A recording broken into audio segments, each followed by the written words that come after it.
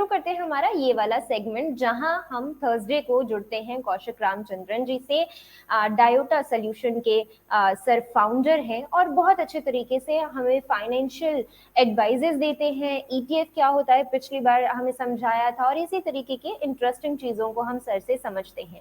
आज हम बात करेंगे एसेट एलोकेशन की। बहुत इंपॉर्टेंट फैक्टर होता है जब भी हम इन्वेस्टमेंट की बात करते हैं, तो एसेट एलोकेशन एक इम्पॉर्टेंट फैक्टर होता है जिसपे हमें काम करना चाहिए। तो आज इसी पर हम सर से बात करेंगे। चलिए सर, शुरू करते हैं आज का segment asset allocation. Sir, investment करते वक्त कौन कौन से वो फैक्टर्स होते हैं जिनका हमें ध्यान रखना चाहिए?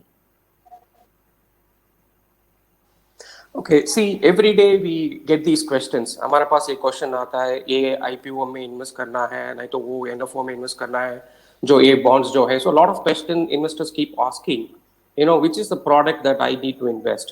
But the fundamental question is, before I start selecting the product, वो product choose करने के पहले हमको ये देखना है कि especially for long term sustained wealth creation, जो long term investors जो है वो sustained तरीके से wealth create करना चाहते हैं, उसको जो first factor they have to look at is what is the allocation. See कौन सा मेरा जो 100 रुपया है तो उसको कैसे मैं एलोकेट करूं डिफरेंट ऑप्शंस में, right? That is the most important factor that one has to answer. And if you look at broadly, investment categories are only two.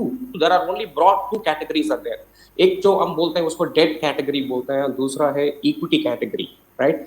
Date हमको इंटरेस्ट देता है और इक्विटी प्रॉफिट भी दे सकता है और लॉस भी दे सकता है। सो ब्रॉडली ऑल इन्वेस्टमेंट, आपको जो भी इन्वेस्टमेंट जो है ये दो तरीके में हम क्लासिफाई कर सकते हैं, डेट और इक्विटी में।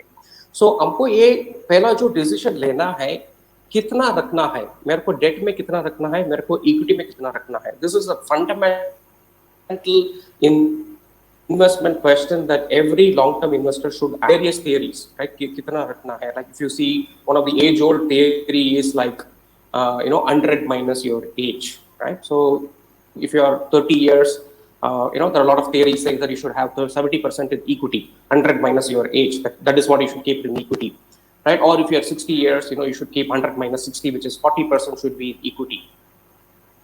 So these are some of the old theories which are been there for quite some time. But whatever implementing these theories can be a little practical and may not be practical, and also may cost may not be effective also sometimes. Say for example, if I have to give you an example, a 30-year-old investor, long-term investor, and he chooses this 100 minus 30, 70%. वो long term में 70% रख देता है equity में. But what happens is he may have a lot of demands, family demands that is coming up immediately. You may have a child which has to go to a school. He has to put the child in the school, or he may want to buy a house, or he may want to buy a car. And if he has 70% allocation in equity, and all these big expenses are going to come up in the next 3 to 4 years, उतना equity में रखना definitely not advisable है, क्योंकि the expenses are going to come.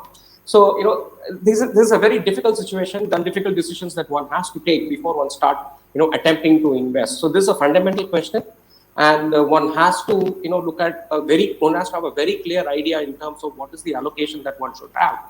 Okay, so what we do or what I do is to simplify, how do I take this asset allocation decision. तो हमको एक ऐसा simplify कर सकते हैं उसको, right?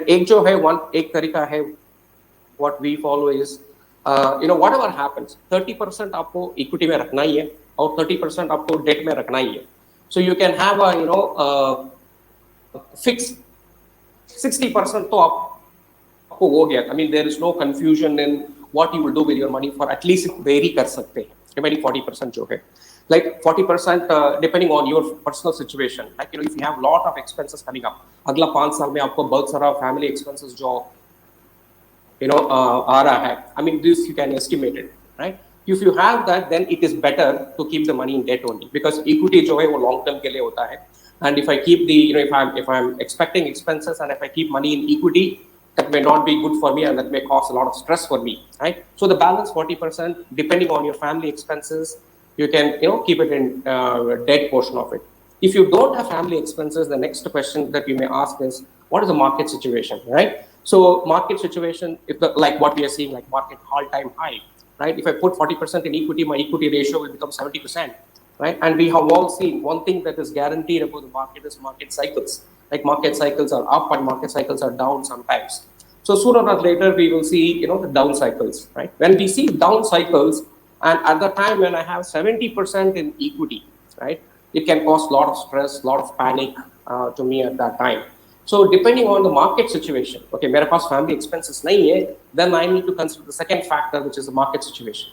If the market situation is high, then I need to probably look at a very, out of the 40% that balance is there, maybe 50-50 or some, that depends on a decision that one has to take with an advisor, or one has to be aware of what kind of allocation that they want to have. So this is what I call is a 30-30-40 rule. 60 आप fix करके रख सकते हैं, और 40 remaining 40% allocation आप you have to keep it variable. Okay, so sir ये concept तो हमारा काफी हद तक क्लियर हो गया है. आज सुबह भी हमने डेट फंड के बारे में एक और एक्सपर्ट से बात की है कि वो पोर्टफोलियो में कितने ज्यादा जरूरी होते हैं.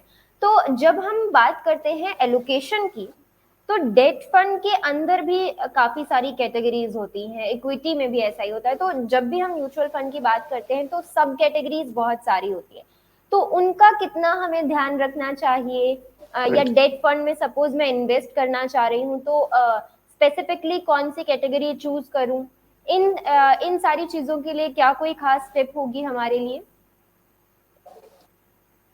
Yeah, definitely. See, if you look at while the broad category is debt and equity, they have subcategories also. So if I look at debt, the subcategories could be tenure.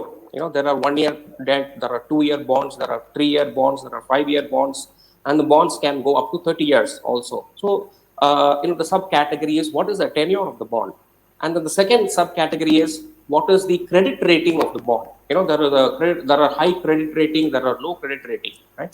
High credit rating, if you look at it, sovereign credit rating, that is Government of India bond. They are the safest bond, and you will probably have BBB, which is the lowest, kind of, or D, they can have a low credit rating bond. So another category, another factor that comes in the category is the credit rating of the, debt instrument. And the third category could be whether it is liquid or whether it is not liquid. Say some of the debt category like provident fund, right? Or at least minimum 7 साल के लिए वो block हो जाता है. You cannot withdraw. There is no liquidity. There are products like fixed maturity for mixed maturity plans from mutual fund, which could be blocked for about 3 years. So the debt category also comes with a block, and the lock-in उसमें liquidity नहीं है. And there are also products which have liquidity. Whenever you want, you can withdraw. And the last aspect of the debt is the taxability, right? Most of the debt products are taxed, and there are some which comes with the tax advantage, some which comes with the tax-free. There are tax-free bonds, although today we see both कम दिखता है tax-free bonds, right? Liquidity wise you have credit rating wise and you have tax. Debt में भी हमको एक category wise हमको choose करना पड़ेगा. That depends on again situation as we are seeing today. आज का जो situation जो है debt में कुछ भी नहीं मिलता है. I mean the interest rates are very very low today. As of 2021 to 2021, we are seeing very very low, and many people are not happy at all with the debt returns that they are getting. Right? In such a case, when the interest rates are low, I mean, it is always better to have, although we have a, very low returns that we are getting, it's better to go with the short-term debt funds, right? Short-term debt products, because next year, interest rate बढ़ गया, then your renewal can be put in at a higher interest rate. So if I block myself for a long period of time with a long duration debt, मेरे को अभी next year when renewal होगा, I will be stuck with a product which is giving me low return. So जो interest cycle जो है वो interest cycle जो कम होता है interest rate, that time it is have a more allocation to short term debt products.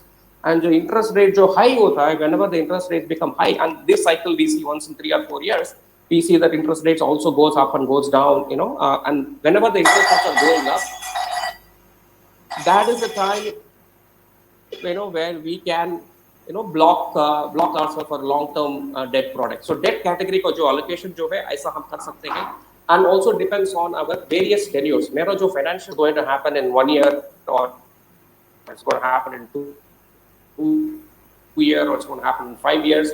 Depending on my tenure, I can also match. So उसमें सब allocation debt में सब allocation जो मेरे को करना है, it is based on the interest rate cycle, and also मेरा जो personal requirement जो है उसके हिसाब से हम डेट प्रोडक्ट को अलोकेट कर सकते हैं विद इन द डेट सब categories. And in the equities, we have large cap stocks or large cap funds or a small cap stocks or a small cap mid caps. There are international. I mean, sometimes we can even consider gold as a part of the equity allocation also.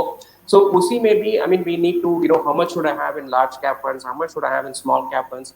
Ideally, major portion of the equity should be in large cap, and then some definitely I should have in small caps. So these are depend on the risk profile of the customers, what is the capacity, what is my understanding of financial markets, what is my risk profile, whether I'm an aggressive investor or I'm a moderate investor or a conservative investor. Depending on my profile, I need to decide how much allocation that I should have in various subcategories of equity, right? So debt mein jo it is bahut aasan ho jata hai because it depends on the interest rate cycle, and also it depends on my own personal situation, which are easy to estimate. But when it comes to equity sub-allocation, there are a lot of so many other factors comes into play, like my own psychological, risk profiling, all that plays a larger role in terms of sub-allocation. So based on that, I could do a, allocation within the equity. So, we can see that, the subcategory allocation, it requires a little more knowledge. It requires, a little more probably help from outside to make sure that I get the allocation right, especially on the equity side. Debt may be a little simpler for us to do it. Okay तो sir equity और date में किस तरीके से allocation रखनी है, may it be stocks या फिर म्यूचुअल फंड, तो वो आपने हमें क्लियर कर दिया है कि किन किन फैक्टर्स पर हमें ध्यान देना है, क्या ड्यूरेशन है हमारी इन्वेस्टमेंट की, रिस्क एपेटाइट कितना है, उन सारी चीज़ों के हिसाब से हम इन दोनों चीज़ों पर इन्वेस्ट कर सकते हैं. सर आज के इस एपिसोड में हमारे साथ जुड़ने के लिए, अगेन एक बहुत इंपॉर्टेंट कॉन्सेप्ट को क्लियर करने के लिए हमारे दर्शकों के लिए आपका बहुत धन्यवाद. आने वाले वक्त में फिर आपसे जुड़ेंगे और इसी तरीके की आपसे एडवाइस लेते रहेंगे और सीखते रहेंगे. फाइनेंशियल जो भी टर्म्स हैं उनमें किस तरीके से हमें जाना है, उन्हें किस तरीके से सिंप्लीफाई करके समझना है, उन सभी टर्म्स को हम सिंप्लीफाई करते रहेंगे, डिकोड करते रहेंगे आपके साथ मिलकर. आज के शो में जुड़ने के लिए बहुत धन्यवाद सर.